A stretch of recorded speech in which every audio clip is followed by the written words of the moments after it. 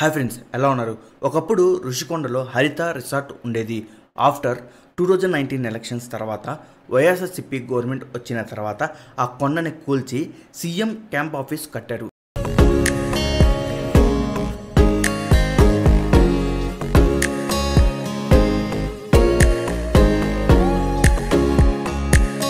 ఇది నేను చెప్పట్లేదు, మంత్రి రోజా గారు చెప్పారు.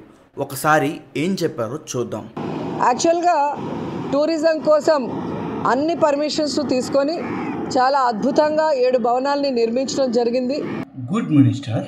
ఇప్పుడు ఇంకో వీడియో చూపిస్తా. అన్ని ప్రదేశాలని కూడా సందర్శించారు. దాంట్లో ఇక్కడ ఉంటే బాగుంటుందని రిషికొండని ఫైనలైజ్ చేయడం జరిగింది. సో ఇప్పుడు జగన్మోహన్ రెడ్డి గారు డెసిషన్ తీసుకోవాలి, అక్కడి నుంచి పరిపాలించాలా లేదా వేరే ప్లేస్ నుంచాలి. జగన్మోహన్ రెడ్డి గారు అది డిసైడ్ చేస్తే ఇక్కడి నుంచి చేస్తే బాగుంటుంది అని రిషికొండ నుంచి మరి క్యాంప్ ఆఫీస్గా పరిపాలన స్టార్ట్ అవుతుంది. అదెందుకాలనే సో ఇప్పుడే కదక్క నేను గుడ్ మినిస్టర్ అయింది.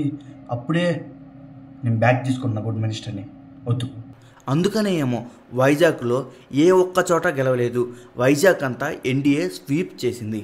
అందుకు కారణం ఈ ఋషికొండ మిస్టరీ కూడా. అక్కడ ప్రజల్లో అక్కడ ఏదో జరుగుతుందని అనుమానం వాళ్ళ మనసులోకి వచ్చింది. అసలు వివరాల్లోకి వెళ్తే ఆ కొండ చుట్టూ గవర్నమెంట్కి 60 ఎకరస్ ల్యాండ్ ఉంది. అందులో 9 ఎకరస్ ఈ ప్యాలెస్ కట్టారు. అందులో 1.5 ఎకరస్లో బిల్డింగ్స్ ఉన్నాయి. మిగతాదంతా రోడ్స్, గార్డెన్స్ అవి ఇవి ఉన్నాయి. ఇది నేను చెప్పట్లా, రోజా గారు చెప్పారు. మేబీ ఇప్పుడు జగన్ గెలుచుంటే ఆ ప్యాలెస్లో నుంచి పరిపాలన చేసేవాళ్ళేమో.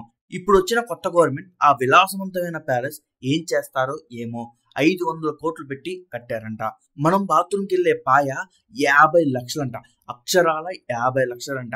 నా జీవితం ఖరీదు కూడా ఆ పాయలో పావంత కూడా లేదు. చెప్పుకుంటూ పోతే తాజ్ కూడా సరిపోదేమో. కానీ సీఎంకి క్యాంప్ ఆఫీస్ అంటూ ఒకటి ఉండాలి. మరి ఇంతలా అయితే కాదు, ఒక కేసీఆర్ ప్రగతి భవన్ లాగా ఉండాలి.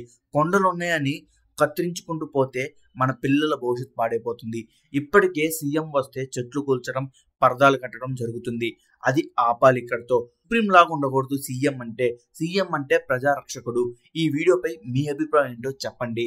సబ్స్క్రైబ్ చేసుకోండి ప్లీజ్. సబ్స్క్రైబ్ చేసుకోవచ్చు కదా, నన్ను కూడా ఎంకరేజ్ చేయొచ్చు కదా. సబ్స్క్రైబ్ చేసుకోండి. మళ్ళీ నెక్స్ట్ వీడియోలో కలుద్దాం.